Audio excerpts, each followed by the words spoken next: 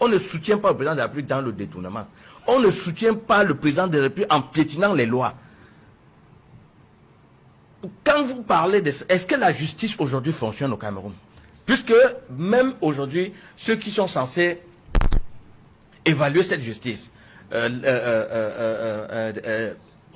disent que même le ministre lui-même, il reconnaît que aujourd'hui la justice est totalement en débandade. Vous pensez que les autres vivent où? Nous vivons au Cameroun et on observe au quotidien ce qui se passe. Quand vous parlez de déstabiliser, quels sont ceux qui déstabilisent le pays? Quand vous entendez au quotidien un ministre qui menace les Camerounais à chaque fois qu'il prend la parole, est-ce que c'est nécessaire? Ceux même, si vous parlez d'apaisement, ça suppose en réalité quand nous allons aux élections, quand un ministre veut s'exprimer, il s'exprime de telle manière que chaque Camerounais sent qu'il est là pour les Camerounais. Le comportement que ceux qui sont aujourd'hui les affidés du RDPC ont, c'est ça qui fait que les Camerounais en ont ras le bol. Et ce vote sanction, parce que vous allez beau dire n'importe quoi, vous avez dit tout à l'heure que non, vous ne compilez pas les élections au RDPC. Mais dis donc, ça veut dire en réalité que vous n'avez pas le droit d'être dans ce parti politique. Comment vous pouvez dire que le RDPC, qui a les représentants dans toutes les formations politiques, ne compile pas les résultats? Mais vous dites ça, dans tous les bureaux de vote, vous dites qu'ils ne compilent pas les résultats. Vous dites ça, vous faites ça. Comment vous faites dans le je ne sais pas comment dire. Vous avez parlé, par exemple, des tendances.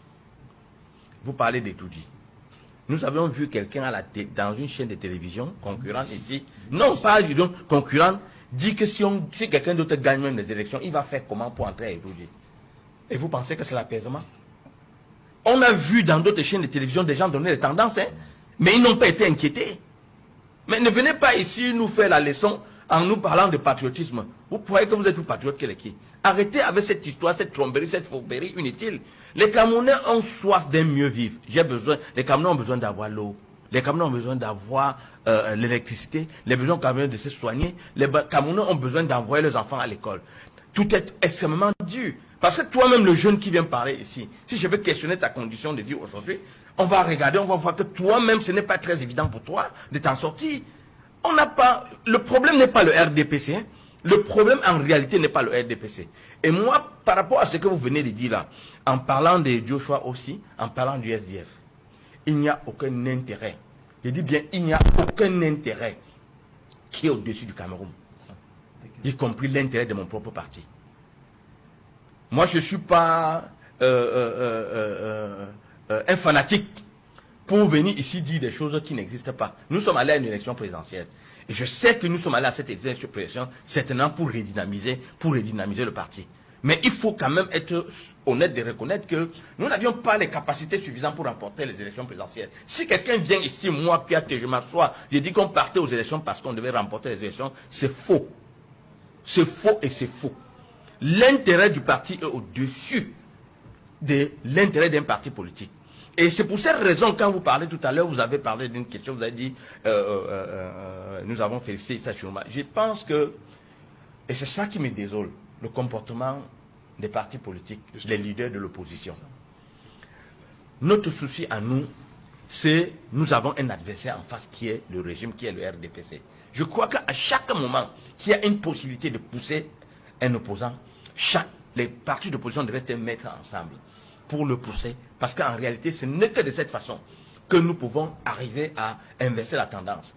Et Serge Alain, je suis tout le temps plus désolé parce que même le simple fait que les partis, vous savez, il faut aussi, à un moment donné, il faut reconnaître ce qu'on ne fait pas bien. Comment vous pouvez imaginer que les partis politiques d'opposition, ils sont seulement même dans l'incapacité de s'asseoir, discuter seulement pour le contrôle du vote.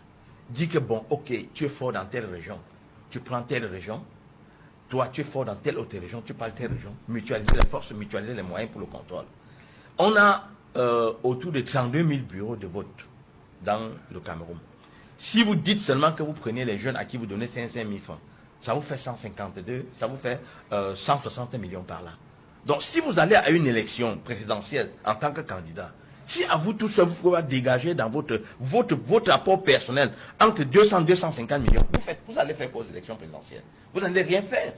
Les candidats de l'opposition, moi je dis honnêtement, déçoivent parce qu'on a l'impression que les gens partent à l'élection pour qu'on dise « Ah, j'étais candidat à l'élection présidentielle ». C'est vrai que c'est un élément pour d'émulsion, pour essayer un peu de redynamiser les partis, faire travailler la base et puis certainement préparer les autres élections à venir. Mais je dis, les partis aujourd'hui, le vote, par exemple, le plébiscite que nous avons constaté en ce qui concerne la candidature d'Issa Tchiluma n'est pas le fruit, que ce soit d'Issa Tchiluma ou des partis politiques. C'est en réalité le ras-le-bol. C'est une détermination qui vient du peuple camerounais. Donc ma posture n'a rien à voir avec l'information politique. Moi, je suis du SDF et moi, je peux vous le dire, quand ça ne va pas, je critique. J'ai certainement même des critiques à formuler à l'endroit de mon parti. Mais ce n'est pas ici que je le ferai. On se souvient que vous l'aviez déjà fait en 2018. Hein? Serge Alain, moi je dis, j'ai des camarades qui m'écoutent.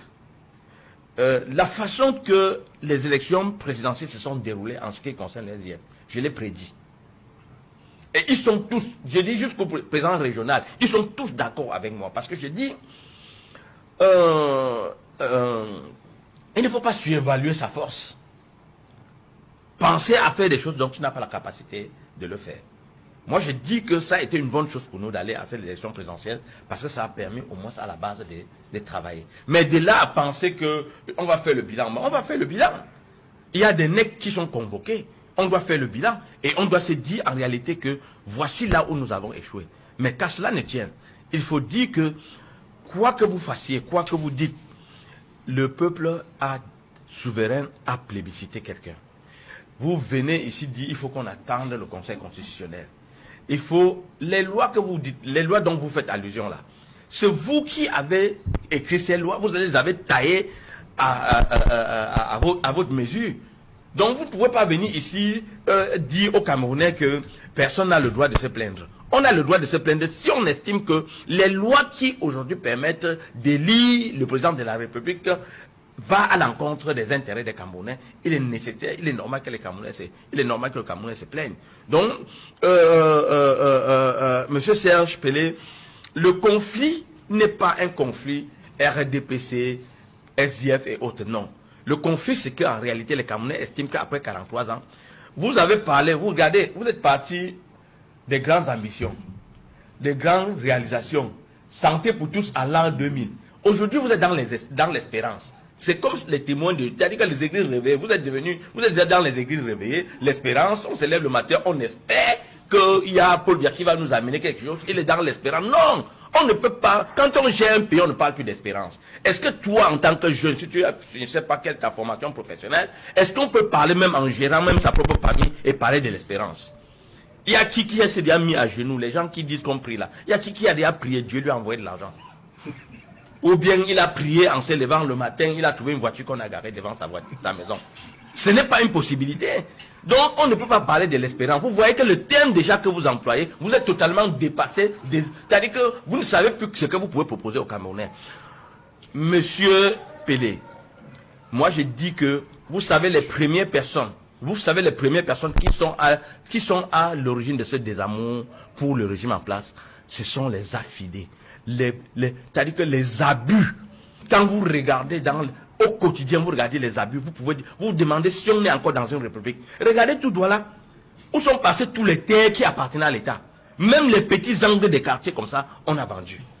Et vous venez nous parler de patriotisme. De quel patriotisme est-ce que vous parlez? Vous connaissez combien de milliards les gens ont détourné? Regardez une route comme l'autoroute Douala-Yaoundé. On conçut une route, on vient buter dans une forêt. On a dépensé 500 milliards de francs CFA. Et on vous dit que la route pour finir, on doit dépenser 1 milliard. Et vous venez nous parler d'espérance. Vous parlez de quelle espérance? Non. Il y a quelque chose qui ne va pas. Et moi, je veux le dire pour tweeter, cher autour. Moi, je suis le genre que, même si le changement provenait du RDPC, moi, je suis preneur. Je dis, même si le changement provient du RDPC, moi, je suis preneur.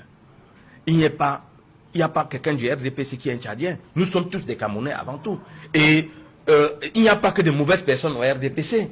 Et même dans les formations des partis d'opposition, il y a des très mauvaises personnes. D'ailleurs, on connaît que les responsables de certains partis politiques sont devenus des mercenaires politiques. Donc, pour moi, on aspire à un mieux-être, à un mieux-être. Donc, si le RDPC nous proposait un candidat qu'on estime qui peut nous apporter un changement, qui peut nous apporter une autre visibilité, c'est une bonne chose. En 43 ans, on est fatigué. On ne peut plus avoir les méninges nécessaires pour être créatif. Même si le président de la République restait lucide, il ne peut plus être créatif. Il ne peut plus avoir la poigne nécessaire pour combattre ceux qui le déstabilisent. Parce que ceux qui déstabilisent le président de la République, ce sont ses collaborateurs. Ce sont ses collaborateurs. Donc, il ne faudrait pas que on essaye un peu de faire croire aux Camerounais d'agiter le spectre de la paix. Il faut parler de la paix, mais on ne peut pas parler de la paix. Vente affamé n'a point d'oreille. Avant de nous parler de la paix, donnez-nous à manger. Et en ce moment-là, nous allons comprendre que vous êtes assez sérieux. Merci. Merci, monsieur le maire.